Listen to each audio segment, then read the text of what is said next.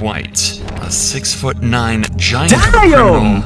You shooting the wrong things, brother. You should have been in the court shooting threes. Oh my, yo, you want to get this motherfucker to hype, but not me. Not me. I would have been somewhere in the gym right now doing heavy pull-ups. Hold on, I'm on the wrong screen. Oops, I was just filming the gameplay. Yo, stall me. Goddamn, feel me. Everybody make mistakes. I ain't got to judge me. April 2022. CCTV records prison supervisor Vicky enter through a back door. Okay.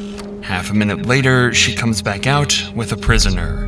Casey White, a 6'9" giant criminal serving 70. Oh my goodness, 6'9", bro. Listen. You shooting the wrong things, brother. You should have been in the court shooting threes, getting rebounds.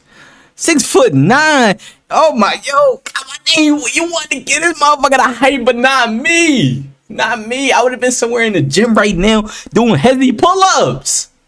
This thing got giant escape. Like 5 years. Giving the wrong people hype, bruh. They quickly leave in the car as police scramble to make sense of the situation. Vicky, a prison supervisor with a 2-decade-long career and perfect record, just disappeared with a dangerous criminal. Damn. Police assumed that she was forced or manipulated into helping him escape. But that's when new evidence came to light, showing that she might have planned the entire thing. As a nationwide manhunt began, police would realize the rabbit hole went deeper than anyone expected, leading them down a dark path, ending with Vicky found dead with a bullet in her head. What? Vicky, stay with her! Vicky! Oh, nah, this shit. It's April 29th, 2022, and prison officer Vicky has just told her work colleagues that she's taking a prisoner to a psychological evaluation at a local courthouse. But something isn't right, as she's transporting the prisoner alone, despite rules mandating prisoners must be escorted by 2 officers at a time. But because of her senior position as a supervisor, nobody stops her, and it would be 6 hours before police realize that Vicky and the prisoner are never coming back. Damn. Desperate for clues, police start looking into the man that Vicky escaped with. It was Casey White, a man serving 75 years in prison for domestic violence, home invasion, murder, and brutally attacking a man with an axe. But there was one crime that stood out to police even more. 7 years prior to this, Casey had abused and manipulated his then-girlfriend to a point where she tried to escape from Casey's vicious hands. After they successfully made it to her friend's house, Casey would break into the house with 2 guns and full intent to murder them both. Luckily, they both escaped and survived his vicious attack. But that's when Casey fled the scene and began a series of carjackings across several states, until finally getting into a tense standoff with multiple police officers. Casey, put the gun down. Let me see your hands, man. Put the gun down, Casey. Put the gun down, bud. Casey, put the gun down. Just relax a little bit. Trophy is that? Tell her to watch this. Hey, Casey. Listen. I'm not want to get into police brutality or nothing like that. You feel me? Cause I believe all cops not bad, but it's crazy how I'm just saying. It's crazy how this motherfucker got a gun in his hand and they're being calm with him. They're saying, Casey, put the gun down, buddy. Listen, let him have been black. I'm not saying it's these cops. You feel me? I'm not saying it's these ones. But like, you read between the lines, bro. The history speaks for itself. Y'all, listen, it's in the news. I'm not, I'm just saying. It's crazy. Yes, it's crazy. We'll get you a sun drive if you'll be still. Just be calm. You don't got no more gun on you, dude. No, you got to plug in that. It's unusual, but the cops rolled a drink and a pack of cigarettes towards Casey, hoping this would calm him down and avoid a shootout. Miraculously... Oh, nah. All right, that's definitely white privilege. Now, I gave my reasoning before, but y'all can't argue with me now. They gave this motherfucker some cigarettes and some soda? Okay. This actually worked, and the cops were able to move in and make an arrest. His interrogation gave cops an even clearer view into just how insane this man was. They go to cigarettes and soda right there. They get this nigga a Mountain Dew. I couldn't wait no longer. Or ginger ale. Do you regret what you did tonight? I regret I didn't kill him. Police now had a clear picture of who Vicky just helped escape prison. But how does Vicky fit into all of this? She works at a completely different prison, and there's no plans for Casey to ever see outside these walls again. Well, 1 year later, Casey confessed to a murder, resulting in him being moved to a different prison. This kicked off a series of events that would eventually result in Vicky's death. The murder that Casey confessed to was a 4-year-old cold case. It's unclear why Casey owned up to it now, but he was able to give specific details that nobody but the killer could have known. And after a short trial, he was quickly transported to a new prison, the same one where Vicky worked. Vicky is 56 and has been divorced for several years and put her heart and soul into her job. She was a model employee and popular among her colleagues, but her life had become boring and lonely. She wanted to change. And when Casey showed up, that's exactly what she got. They slowly began to talk more and developed a connection. They bonded over their shared last name and began to think that they were destined to be together. She started coming in on her days off and was noticeably happier. Despite having a great life on paper, Vicky had become enchanted by her feelings for Casey and was ready to throw it all away to be with a dangerous criminal. But how can this happen?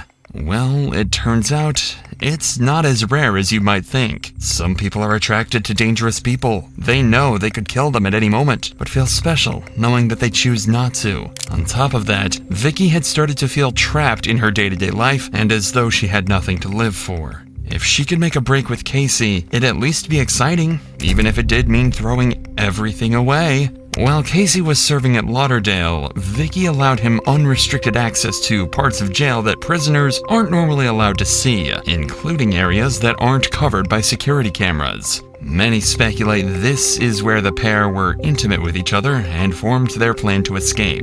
Even at this point, Vicky still had no idea that this would turn out to be the worst mistake of her entire life. 3 days before their escape, they decided to do a test run after Vicky told her colleagues that Casey had an appointment with a judge at the courthouse. Of course, there was no appointment, and they just sat in her patrol car for 9 minutes before returning. But now they know this works, and they're ready to make preparations for the real thing. 2 days before their escape, they're spotted on camera passing notes. It's thought that this was them discussing the final part of their escape plan, but by the time this footage was discovered, it was already too late. By April 29th, 2022, everything was in place, and they're ready to make their escape. As Vicky holds a senior post at the prison, she has certain powers that she's about to take advantage of. She arranges to send 12 inmates and 5 deputies to court on the day of the escape, leaving her as the last remaining officer in the prison with transport privileges. She then tells her bosses that Casey has to be taken for a mental health evaluation. Looking at the surveillance footage, it's clear something was up. Vicky has her firearm with her, something that is strictly forbidden inside the prison walls. She's also walking in front of Casey instead of behind him, showing she trusts him not to harm her. By helping Casey to escape, esteemed prison officer Vicky has thrown everything she had away, and in one pivotal moment has become a criminal. That's crazy. Vicky's always been a good girl I went to school with. It's gotta be other people involved, and Vicky's just a scapegoat. You knew her, you loved her. I feel like if she had anything to do with it, it was definitely love. Vicky and Casey casually walk out of the prison into a patrol car and drive away to freedom.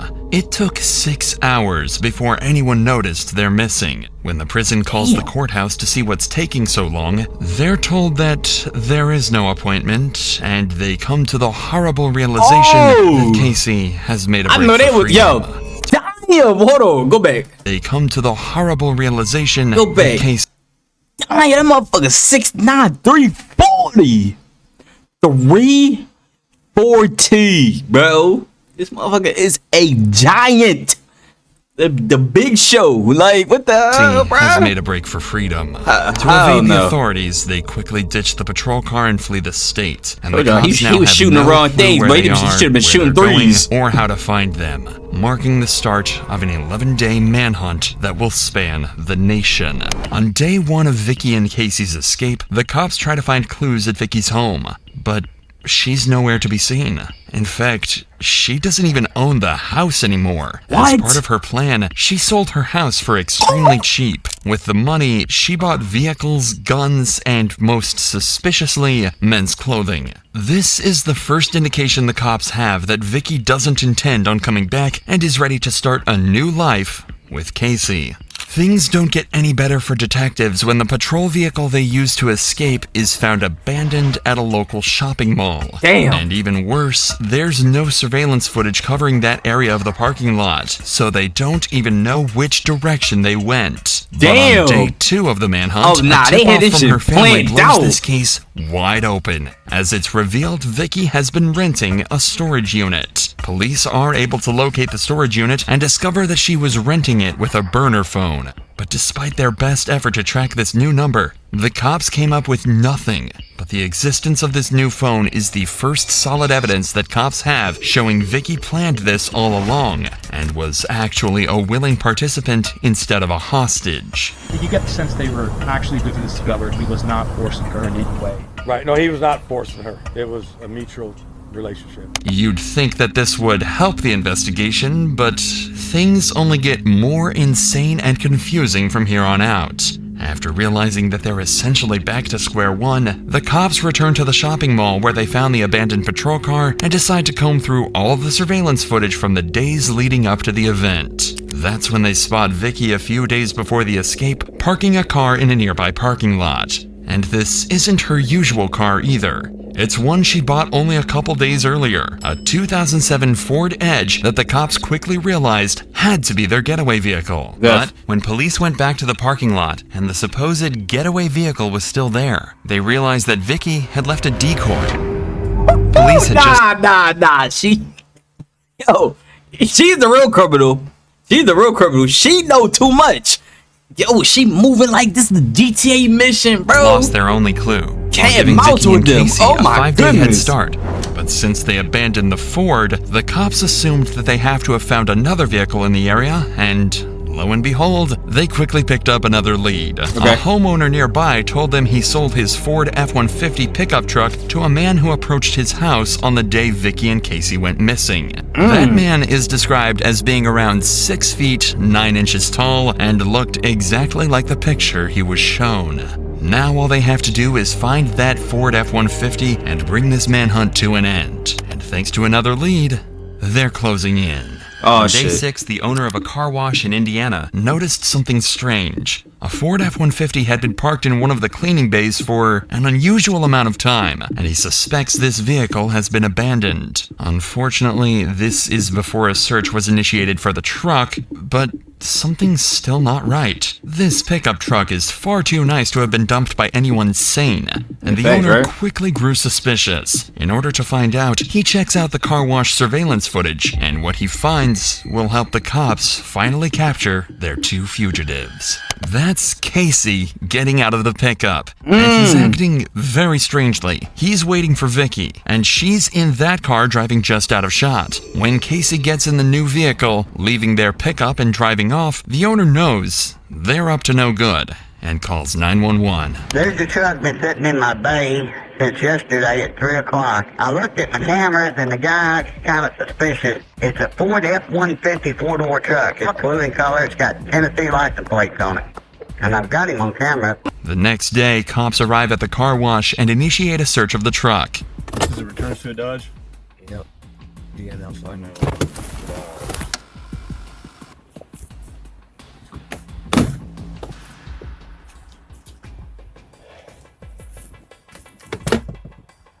Boy, had a body armor. With nothing to go off of, the cops quickly leave the scene and the pickup is towed away. It takes 4 days for this vital lead to get back to detectives, but when it does, they drop everything and head straight to Evansville on day 10 of the hunt. They're due to arrive at the car wash at 9 a.m., but fail to show up on time, frustrating the car wash owner so much that he takes matters into his own hands and calls the local press. So then, 9:30, they're not here. So I get on the phone to Fox News. I said, y'all want a story? Yeah, we like a story. Said, I got one. Oh, So I got shit. a My man convict said, y'all ain't gonna show up on time. I got something for y'all. Hurt my I got car. something for I y'all. got him on camera. He said, you talking about the one in Kentucky? I said, no, I'm talking about the one in Alabama with the girl. said, okay, we'll be right there. They showed up. They got there 10 minutes before the marshals. U.S. Marshals arrive during the media frenzy, and when they take a look at the surveillance footage, they realize they've found the car Vicky and Casey could still be driving, a Cadillac, and one that Vicky and Casey think is completely unknown to the cops. It seems like their days on the run are numbered, but even with the leads they have, they come up with nothing, and the cops are starting to realize their fugitives could be anywhere in the country. But as it turns out, they're closer to home than anyone thinks. Back in Evansville on day 11, a cop is on his way home from a long shift when he sees a familiar-looking vehicle parked outside a Motel 41. It looks like the same Cadillac from the car wash. And he hastily takes down the license plate. The problem is, the license plate of the Cadillac seen at the car wash was never seen, so they have no way of knowing if it's the same vehicle. But they do have the license plate of the recovered F-150, so grasping at straws, they decide to run that through their license plate reader, and when they do, they strike gold. Several traffic cameras have picked up the F-150, and following it in nearly every shot is a Cadillac. A Cadillac whose license plate perfectly matched the one at Motel 41 right in front of them. Finally, by sheer luck, the cops have found their fugitives. All they have to do now is bring them in. First, deputy marshals find strategic positions around the motel. They're all in plain clothes and unmarked vehicles, hoping to be as covert as possible. But while the cops surround them, Vicky and Casey are in room 150 watching the TV in horror right as the discovery of the Ford F-150 hits the news. That's crazy. The plan crazy. was to bring Vicky and Casey in quietly, but before they get a chance to put their plan into action, Vicky walks out of the hotel room and throws a bag into the Cadillac. She's followed by Casey, and even though they're in disguise, there's no mistaking Casey White's massive frame. Casey gets behind the wheel, and the Cadillac takes off. The cops' plan has been completely foiled once again, but they've got a backup. They're going to follow them and try to box them in to avoid a confrontation, but before they get a chance, they realize they've been spotted. Casey turns onto US Highway 41 and hits the accelerator, taking the cops on a chase across traffic and through parking lots until he manages to make a break for freedom by driving straight through an open field. At around the same time, police dispatch receives a call from none other than Vicky herself, and it gives you an idea of how terrifying this chase really is. Airbags are going on. Let's get out. A police vehicle forces Casey to drive straight into a ditch, and this pursuit is brought to a sudden halt. But it's far from over, as cops know the pair are armed and could open fire at any point in some kind of Bonnie and Clyde inspired shootout. Yeah, right. Any crash down?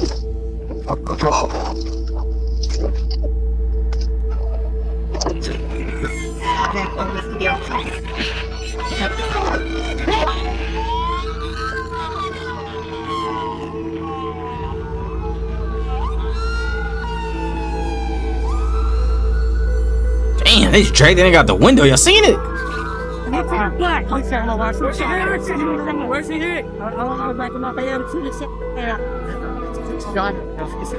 Please, check him out. This is my wife.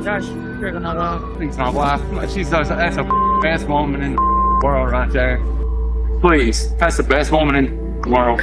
Vicky, I'm so sorry, baby. I'm so sorry, baby. Anybody in this world don't deserve it. She don't. When she's herself, it hit me. But y'all, anybody in this world don't deserve it. She shot herself. Don't. When she's herself, it hit me.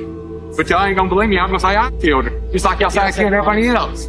Finally, after 11 days, the manhunt has come to an end, and they've got Casey unharmed in handcuffs. But Vicky met a much more devastating end. Just 2 weeks ago, she was an upstanding member of society, an esteemed prison officer respected by those around her. Damn, Now, employee of the year she's a fugitive, 5 laying times. in a criminal's Goodness. stolen car, conscious, but with devastating injuries.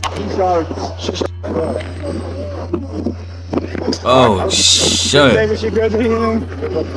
No, she's good. She's still got the winter hand. Yes, she's got a gun. All right, watch. There's medic right here, medic. Get back. Still in her hand? Yes. Yeah, it's in her hand. Still breathing. I gotta break this center up here. You go in? Well, I think we can reach in and get the gun. Clear that. That'd probably be easier in the windshield. Oh, see if it'll open. Good idea. We got cover? Yeah. It's opening. It's opening. got me? Yeah. I'm gonna go for the gun first. All right, pull me out. All right, I got it. She's been shot in the head, and Casey claims she took her own life. When cops get a better look, they find her finger is still on the trigger of the gun. Damn. Later that day, Vicky was pronounced dead in a nearby hospital. We'll never really know what the two had planned for their life together after their escape. Whether they wanted to go off the grid and settle down, or live the rest of their lives on the run. Well, it turns out, Casey never planned to keep Vicky around at all. He described her as a liability, and someone that didn't have the mind for this sort of thing. It's likely that she would have been ditched shortly after this point, or killed by Casey anyway. As he was found guilty of first-degree prison escape and sentenced to life behind bars. He'll be 98 years old before he gets a chance at parole. So this terror of a man will likely be off the streets until the day he dies. Damn, they talk about he got life in prison. Did he have 75 years before he escaped? I mean he was fine. He wasn't getting out of time soon anyway, but like, yo, that shit crazy. Yo, these motherfuckers really went on the run, bro. They was on some Bonnie and Clyde shit. Yo, this shit is crazy. Oh my God, he gonna say all that at the end, talk about she. You know what? She ain't had a mindset for this life. You feel me? Yo, he is crazy. Damn, Casey, you could have been on somebody's basketball team catching lobs right now, brother. Feel me? Shooting up threes, but you want to be shooting something else. You feel me? You crazy, bro. Crazy. Hope y'all enjoyed this reaction, man. Make sure y'all like, comment, subscribe, bro. Y'all already know what's up. More reactions coming on the goddamn way. Subscribe. Y'all done made me buy this YouTube premium. Y'all better subscribe, bro. I'm gonna come to your house and take you to the wall. You feel me? And then leave you there. I'm not bringing you down either. I'm gonna tape you to the wall, bro. I ain't gonna hurt you. I'm gonna tape your ass to the wall. And I got that good tape too. That Gorilla Glue, bro. You ain't getting down. Gorilla Glue plus the tape, bro. Play me if you want. Try me. But yeah, yo, man. I'm gonna catch you in the next video, bro. Yo. Say you want the best for me, but I don't feel love. I don't even know the recipe.